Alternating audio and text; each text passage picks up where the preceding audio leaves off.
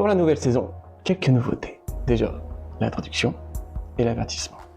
En effet, quelques détails durant l'enquête policière sur les corps découverts peuvent choquer certaines personnes.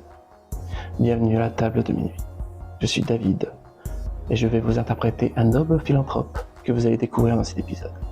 Une enquête en rouge est une série d'actual play Aurore faite à partir de nos séances de jeux de rôle jouées en live sur Twitch. Le tout monté et illustré pour vous plonger dans cette enquête policière qui s'avère déjà très sanglante. Une histoire créée et contée par Romain, notre maître du jeu, Jack Ackern, l'agent de police expérimenté, et Enzo, le médecin de militaire boiteux. N'hésitez pas à donner de la force afin d'avoir une meilleure qualité par la suite. Je vous laisse maintenant dans les mains de Romain et je vous souhaite quelques frissons.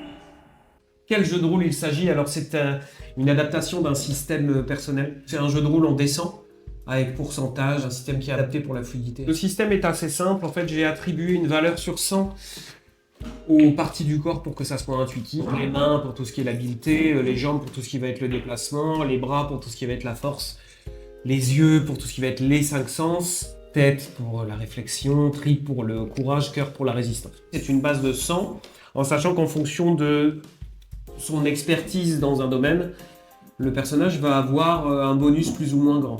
Et en plus de ça, il y a des petits points bonus qui sont au nombre de 3, c'est-à-dire increvable, inébranlable, chance inespérée. Pour ceux qui connaissent un petit peu, ça va être l'équivalent d'un point de destin. Un point de destin qui serait physique, un point de destin qui serait psychologique, et un point de destin qui serait de la pure chance. Encore une fois, je vous le rappelle, messieurs les joueurs, ne comptez pas trop dessus, parce qu'on ne regagne pas ce genre de points. Quand ils sont utilisés, ils sont définitivement perdus. Et en plus de ça, ce n'est pas magique. C'est-à-dire que ça va vous empêcher de crever ou de devenir complètement fou, mais les conséquences seront quand même dramatiques. Le système des échecs critiques est conservé. 0,1, 0,2 c'est un critique positif, 99 sens critique négatif. Juste rajouter ce que j'appelle les actions remarquables ou particulières, c'est-à-dire tous les doubles, 22, 33, 44, 55, 60, tous les doubles, qui sont pas vraiment des critiques, mais qui déclenchent des petits effets supplémentaires. L'histoire commence. En l'an de grâce 1905, le 28 novembre, le ciel est gris et bas, lourd, chargé d'une pluie qui va pas tarder à tomber. Mais cette pluie n'est pas un souci pour vous, puisque le rideau s'ouvre sur une salle qui semble être une salle d'attente, richement meublée, avec des fauteuils tendus de velours rouge, avec dorure sur les boiseries, avec moulure au plafond, moquette, tapis épais au sol, tapis perse à motifs complexes. Cette pièce est vide, la grande porte de bois ouvragé s'ouvre et rentre un jeune homme qui va se décrire. Je porte des habits de luxe avec un nœud papillon, une belle chemise blanche, un bolero, un ensemble de costumes, un chapeau de forme, et également avec moi une canne. Et j'approche la trentaine, rasé de près, très bien coiffé. Et je m'assois dans la salle d'attente et je me positionne comme ça avec ma canne. Et j'observe un peu la pièce et les gens qui peuvent entrer. Après quelques instants, petit toc-toc léger à la porte s'ouvre sur... Je t'en prie, décris-toi. Je suis un homme qui a la cinquantaine. J'ai une bonne grosse barbe bien coiffée, ainsi qu'une moustache. Avec mon âge, je commence à être grisonnant. Et j'ai les cheveux bien coiffés, plaqués vers l'arrière. Je suis habillé en médecin avec un uniforme 3 pièces. Et j'ai avec moi sacoche. Bonjour. Au moment où tu te présentes, la porte s'ouvre une dernière fois sur... Jean-Paul, Donc, je suis policier. Du coup, je suis arrivé avec ma tenue d'officier. Casquette et tunique bleue. Bonjour messieurs, Bonjour, monsieur l'agent. monsieur le médecin, monsieur le comte. Oui, en effet. Ah, enchanté. Enchanté. Vous avez reçu également un message? Oui, du préfet ici. Oui. Ah, intéressant. Intéressant. Et vous, Moi aussi. monsieur, C'est étrange tout ça. Attendons au préfet. monsieur le préfet, c'est vrai que c'est le patron direct après tout. Se passe quelques minutes dans un silence un peu gêné, hein, comme tous les gens qui ne se connaissent pas, vous n'avez pas grand-chose à vous dire. La porte s'ouvre sur un petit secrétaire, une petite cinquantaine, chauve avec une couronne de cheveux, des grosses poches sous les yeux, l'air fatigué, qui vous introduit donc dans le bureau de monsieur le préfet Lépine, préfet de police de Paris. Il est derrière son grand bureau chargé de paperasse, en train de griffonner avec énergie sur des documents qui semblent être officiels. De temps en temps, il met un coup de tampon, de temps en temps, il souffle. Il a l'air préoccupé. Il vous fait signe sans vous regarder de prendre une chaise. Il dit, excusez-moi, messieurs, je termine ceci et je suis à vous tout de suite. Se passe encore quelques courtes minutes. Il finit par poser d'un geste sec son stylo à pompe sur le bureau. Il lève la tête, il vous regarde avec des yeux perçants et brillants d'intelligence. Messieurs, j'ai un problème. Si j'ai un problème, monsieur le ministre de l'Intérieur a un problème. Et si monsieur le ministre de l'Intérieur a un problème, la France a un problème. Je vous ai fait venir pour une affaire qui, ma foi, est fort épineuse et qui va, avant toute chose, vous demander la plus grande des discrétions.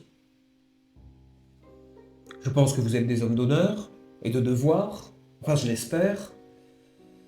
Puis-je compter, messieurs, sur cette discrétion? Bien évidemment, monsieur le Préfet. préfet. Préfet Lépine, voyons. Oui, bien sûr, vous pouvez compter sur notre discrétion. Enfin, Monsieur, je vous demande pas, parce que je sais que vous avez le devoir chevillé au corps et que c'est vous aussi, en partie pour ça que je vous ai fait venir parmi tous vos nombreux collègues. Vous n'êtes pas sans savoir que les responsabilités de préfet de Paris sont multiples et s'étendent bien au-delà des frontières de cette ville. Monsieur le ministre, monsieur Dubié, m'a enjoint de résoudre une enquête plus que compliquée et plus que déroutante, sur lesquelles vos collègues se sont cassés les dents. Il apparaît que nos méthodes semblent archaïques face à la situation que nous vivons en ce moment. C'est pourquoi monsieur est ici, puisque nous connaissons votre grand amour des nouvelles sciences. Certains diraient charlatanerie, mais ce n'est pas mon cas. Vous savez que je suis passionné de progrès techniques et technologiques et scientifiques, et vous êtes ici pour ça. Monsieur, je sais que vous avez déjà donné beaucoup pour la France, Oui, monsieur. dans votre chair jusqu'à votre jambe. Mais la France a encore besoin de vous, Je serai toujours prêt à servir mon pays, monsieur. et j'en suis fort aise, monsieur. J'en suis fort aise. Vous voyez bien que je tourne un petit peu autour du pot, car ce que j'ai à vous révéler, en plus d'être secret, est terrible et glaçant. Et moi-même, en lisant ces dossiers, je suis saisi d'une peur primaire. Pour expliquer ceci en 2 mots, dans le petit bourg d'Argueil, en Normandie, depuis quelque temps, un peu plus d'1 an maintenant, se produit des événements terribles. Avant d'aller plus loin, je suis obligé de vous redemander, puis-je compter sur votre totale discrétion? Bien évidemment, monsieur le préfet. cela va de soi. Je sais que vous êtes des hommes d'honneur, je ne vous ferai donc signer aucun document, mais sachez que les représailles seront terribles si l'affaire venait à s'ébruiter. Si l'affaire s'ébruite, monsieur le ministre serait, alors qu'il vient juste de prendre ses fonctions, serait mis en danger politiquement, et si monsieur le ministre est en danger, je le suis aussi, et croyez bien, messieurs, que si je suis en danger, Vous l'êtes bien plus. Ce n'est pas une menace, je vous préviens.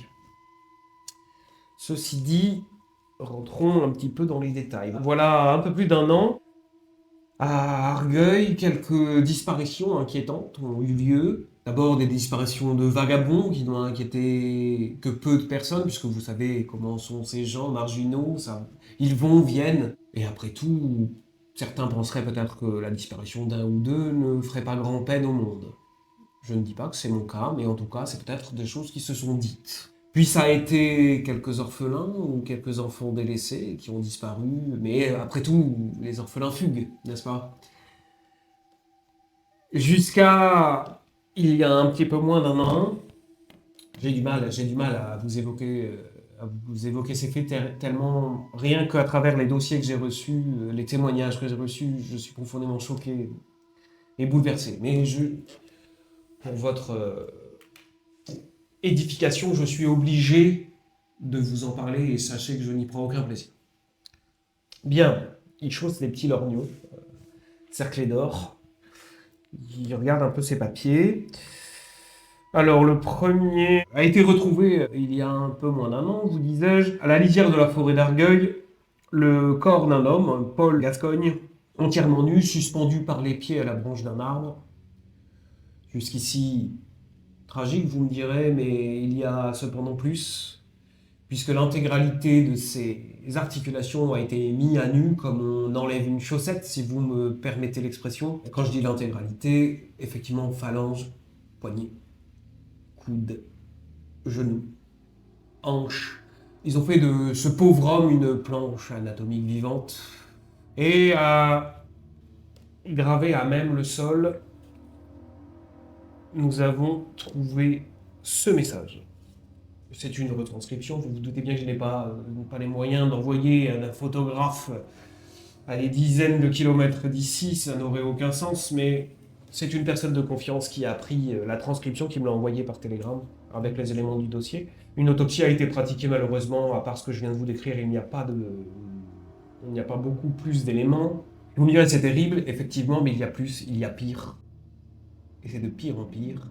Je vous laisserai prendre connaissance des messages entre vous juste après, bien sûr. Hein. Je me permets de continuer mon exposé, qui sera bien trop long pour nous tous, puisque moi-même me replonger dans ces événements sordides me soulève le cœur. Il y a 7 mois, a été retrouvé un deuxième cadavre, entièrement nu, encore une fois, assis, figé par la mort, assis sur un tronc, le cadavre de l'abbé d'Argueil, retrouvé avec littéralement le cerveau entre les mains, puisque sa pauvre boîte crânienne a été découpée.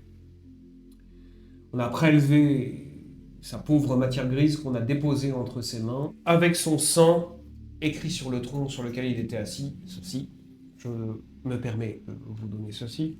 C'est déjà terrible. Ce n'est pas fini. Il y a 1 mois et demi, nous avons retrouvé le cadavre de Pierre Leduc, marchand de vin de son état, entièrement nu, encore une fois, et viscéré, disposé avec soin dans une position que je qualifierais de fétale, avec l'intégrité de ses organes, disposés comme les pétales d'une fleur autour de lui. Avec, vous commencez à voir une constante, je suppose, en tant qu'homme au fait de ces choses-là, ce message gravé sur son front avec ce qui semble être une lame, nous n'avons pas plus de détails. Et j'aimerais bien vous dire que la pénible tâche qui est la mienne de vous décrire ces horreurs est finie, mais non. Car il y a à peine 15 jours, nous avons retrouvé le corps de Clarisse Poutron, femme de petite vertu de son état, officier anciennement à Paris, qui a déplacé ses activités de mœurs légères jusqu'en Normandie. Je n'ai pas les mots pour décrire puisque l'intégralité de ses organes génitoires a été proprement découpée et fourrée dans sa bouche. Heureusement, je dirais que nulle photo n'a été prise. Avec gravé tout autour d'elle en arc de cercle ce message. Si, qui a été encore une fois retranscrit. Voilà, bref, passons ces détails sordides, je vous laisserai tout le temps d'étudier les dossiers et d'étudier ces messages. Tout ça pour vous dire quoi? Que évidemment que les autorités locales sont complètement dépassées. Argueil n'a jamais vu, n'a jamais connu de tels débordements et explosions de violence, peut-être aveugles, peut-être prémédités, nous n'en savons rien. En tout cas, vous voyez qu'il y a un schéma, je vous laisserai en discuter entre vous. Le seul moyen pour moi de répondre à ça sans soulever de polémique, puisqu'effectivement une enquête non résolue entache notre réputation d'homme d'État. Et malheureusement, encore une fois, les méthodes actuelles de notre police n'en viendront pas à bout, j'en suis intimement persuadé. Je sais que la science avance à grands pas. J'ai entendu parler de ces nouveaux systèmes d'empreintes digitales, de graphologie, d'études de chimie. Enfin, c'est un domaine extrêmement passionnant, mais qui n'intéresse guère mes collègues de la maréchaussée. Et j'ai besoin pour ça de gens... Pour le dire simplement, il nous faut un regard neuf. Il nous faut un angle de vue particulier. Et c'est en ça, mon bon officier, que j'ai besoin de vous, c'est pour encadrer tout ça et vous assurer qu'il n'y ait pas de débordement, que tout ça reste dans le cadre strict de la loi, même si je vous l'annonce, messieurs, cette mission n'est pas officielle. Si jamais vous dépassez les bornes, je nierai avoir connaissance de vos activités. Sommes-nous d'accord?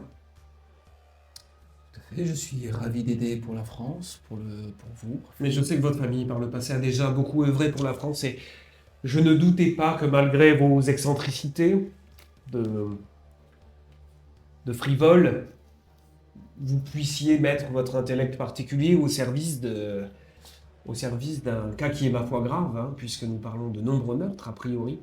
Alors, ça fait une quinzaine de jours que rien ne s'est produit. Avez-vous des questions, messieurs? J'aurais un mouchoir, s'il vous plaît, dans votre bureau, s'il vous plaît. Allez demander à mon secrétaire, il vous donnera ce qu'il faut. Allez-y, je vais en profiter pour me présenter. On ne s'est pas présenté tout à l'heure. Non, monsieur. Votre nom, s'il vous plaît. Moi, je suis Léon. Excusez-moi, Je suis- messieurs, pardon. Vous doutez que j'ai Ah, d'autres choses à oui, faire. mais c'est un Je vais homme. vous laisser vaquer. Je me suis permis de vous réserver un wagon privé ce soir à la direction d'Argueil. Vous serez attendu à 19h à la gare. Merci, parce que le temps de Paris en ce moment, c'est... Ah ouais, ne m'en parlez pas. Mais en même temps, vous savez, je ne mets pas beaucoup le nez en dehors de mon bureau, donc je n'ai malheureusement pas le loisir de... J'ai pas votre vie saine à arpenter les rues avec votre bicyclette. Moi, je reste beaucoup ici à signer des papiers. Donc, ceci dit, messieurs, je vous laisse. Je ne vous chasse pas, mais comprenez bien que j'ai d'autres choses à faire. J'attends de vous des réponses promptes. Tenez-moi au courant, hein, par télégramme. Bien entendu. Voilà. Et je compte sur vous. Merci, messieurs. Et tout de suite, il se replonge dans ses papiers. On va dans la salle d'attente. On va se présenter, vous disiez. Du coup, je me présente, moi c'est Léon. Je m'appelle Léon et je suis donc médecin comme vous avez pu le comprendre. Oui, j'ai remarqué que vous boitiez, justement. Ah oui. J'étais- Excusez-moi, j'adore observer. Oui, c'est pas grave. J'étais médecin pendant la guerre. Fortement médecin militaire. intéressant. Vous avez tué des gens pendant votre fonction? Oui, malheureusement. Vous avez participé à quelle guerre? À votre avis, mon cher. Voyons, c'est des questions qui ne se posent pas. Et vous, donc, vous êtes... Moi, je suis Jean-Paul et donc vous m'appelez Monsieur l'agent. D'accord, monsieur l'agent. Moi, je suis Alexandre de la Brinvilliers. C'est un réel plaisir de faire équipe avec vous. Et je suis fortement intéressé par cette enquête, sur le nombre de cadavres en si peu de temps. Et oui, c'est impressionnant, mais bon, vous savez, là, dans le monde de la police et tout ça, tous les jours, je suis pressé qu'on règle cette affaire vite fait et que je puisse retourner dans une petite maison de campagne, faire du vélo avec ma famille. Bon, sinon, que disent ces notes? En tout cas, pour parler d'enquête, j'ai remarqué que les notes retrouvées sur les cadavres font toutes partie de la Bible. Et on pourrait en discuter pendant le transport, à mon avis, il y a quelques... En sachant que là, vous êtes en fin d'après-midi, je vais vous laisser débriefer cette drôle d'entrevue, hein, puisque vous êtes gentiment poussé dehors. Il vous a fait comprendre que pour dialoguer avec lui, il va falloir utiliser Telegram, hein, puisque nous sommes en 1905, je le rappelle. Les téléphones existent, mais il n'y en a pas à tous les coins de rue, bien que bientôt le préfet Lépine va en faire installer dans les rues, afin que la population puisse contacter rapidement les pompiers, par exemple. Mais jusqu'ici, ce n'est pas démocratisé. Vous vous dirigez vers la gare, je pense que chacun va vaquer à préparer ses affaires, puisque vous ne savez pas pour combien de temps vous partez. Comme monsieur de la Bravillière est plutôt quelqu'un d'aisé, discutez entre vous de ce dont vous avez besoin. Oui, bah donc préparons nos affaires pour notre investigation. D'ailleurs, vous avez quelques outils dans la police? Bah, apparemment, tous les outils sont archaïques, je vois pas trop comment ça arrive. Hein. Bah, vous avez de l'expérience quand même, avec quoi vous enquêtez d'habitude, dites-moi un petit peu. Bah, carnet et loup. Basique, mais simple et efficace. Ouais, tout se fait avec la tête maintenant. Tout est... Enfin, maintenant, vous utilisez des technologies un peu magiques. Non, Jules Calais, il fait pas ça de magique. Ce n'est pas fantaisiste non plus, c'est scientifique. Oui, scientifique, oui, voilà. J'étudie dans mes hobbies, la biologie, comment se constitue le corps humain, la psychanalyse, Freud. Tout début, c'est passionnant. Et puis ensuite, les empreintes digitales, mais ça, on n'est pas encore là, malheureusement. Ouais, je sais pas, je suis pas trop fan hein, de ce genre de choses. Après, si monsieur le préfet veut qu'on utilise ce genre de choses, on va le faire. Hein, c'est mon patron direct. Hein, quand... Bah, tout ce qui importe, ce sont les résultats, peu importe les Oui, moyens. justement, voyons les résultats, justement. D'ailleurs, je sors ma montre à gousset. 4h30. On va peut-être se mettre en route pour aller à la gare.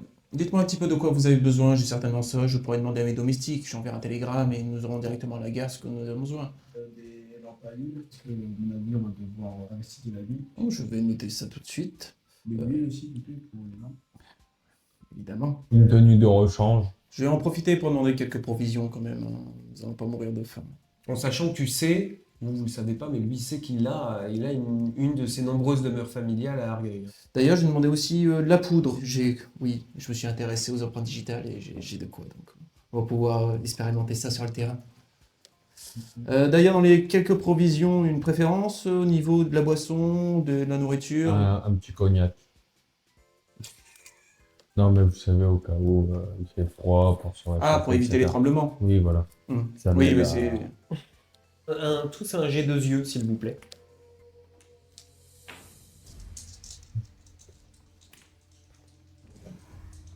Donc yeux, je le rappelle, hein, c'est les sens en général. 36. C'est bon. Sûrement ton expérience de patrouilleur des rues aguerri a l'impression que vous êtes suivi par deux hommes avec des chapeaux, le visage fermé, qui font beaucoup d'efforts pour paraître dégagés et pas concernés, mais t'as vraiment l'impression qu'ils te suivent. Bon, du coup, je me retourne et je cours vers eux. Police. Tu cours vers eux, au moment où tu cours vers eux, ils font demi-tour et ils courent aussi. Eh, ils étaient en train de nous suivre les... Ils s'arrêtent pas, ils tournent dans une ruelle. Alors, je les suis. Tu vas me faire un petit jet de jambes pour savoir. Moi, je vais contrer avec un autre jet de jambes, voir si tu les rattrapes.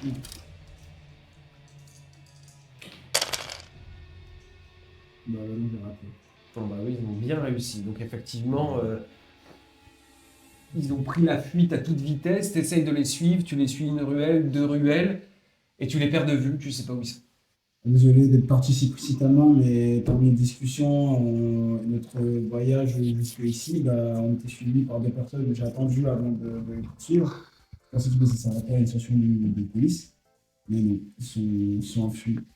Et vous avez pu remarquer des détails importants chez eux? Non, j'ai juste remarqué, j'ai vu qu'ils essayaient de se cacher par rapport à leur démarche, très suspecte. Veuillez m'excuser, j'en profitais pour envoyer un télégramme, pour envoyer la liste de provisions, puis en même temps demander une voiture.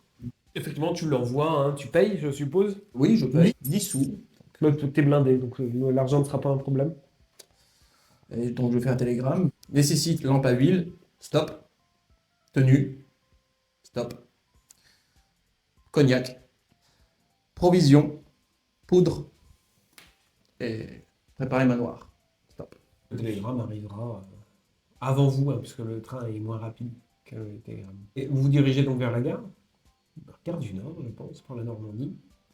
Effectivement, un wagon vous a été réservé. Vous êtes accueilli avec beaucoup de déférence par le personnel qui vous amène dans un wagon de première classe privatif, avec des jolis sièges bien moelleux, et vous allez pouvoir débriefer, bercé par le doux roulis de ce train à vapeur flambant neuf.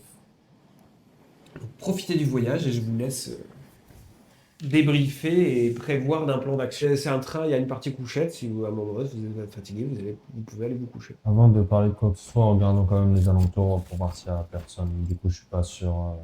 Je sors ma tête de la cabine. Vous avez un wagon qui est privatif avec une partie nuit, une partie jour. Et de chaque, comme un wagon de métro, hein, vous avez 2 portes qui communiquent avec les wagons d'à côté. Vous pouvez regarder dans les autres wagons. Vous pouvez voler. Il y a un wagon restaurant aussi si vous avez faim. Faites voir un peu l'un des messages, s'il vous plaît, monsieur l'agent. La Barbillère. Genèse 4, 2.12. Quand tu cultiveras le sol, il te donnera plus sa richesse. Tu seras errant et vagabond sur la terre. Vous avez retenu, c'était par rapport à quel corps? C'est lui le premier qui s'est fait enlever les articulations. Ah, Paul Gascogne. D'accord. Fortement intéressant. Vous pouvez lire un autre message? Ecclésiaste 1.18.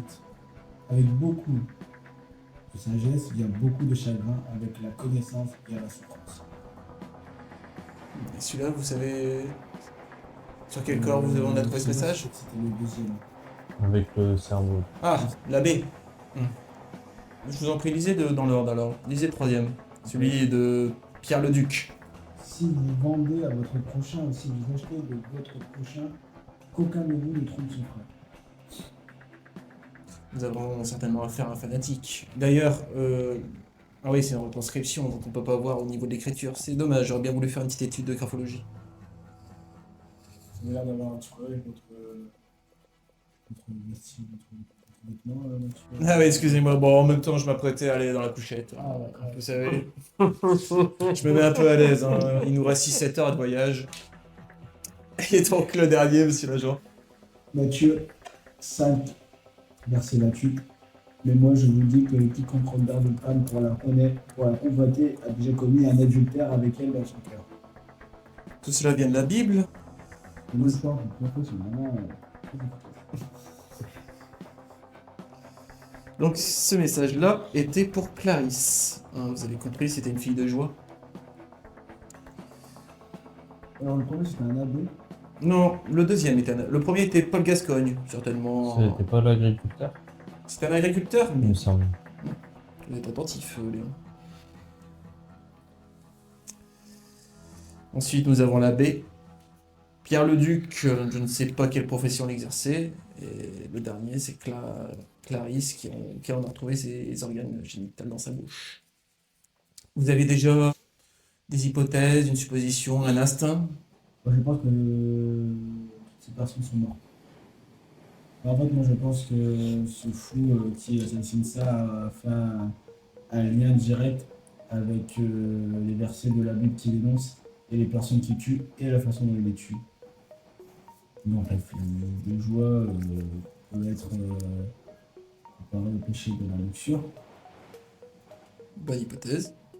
Par contre après il y a des autres que j'ai pas trop fait de lien. Et que le péché de la luxure que j'ai reconnu. Après on n'a que 4 versets.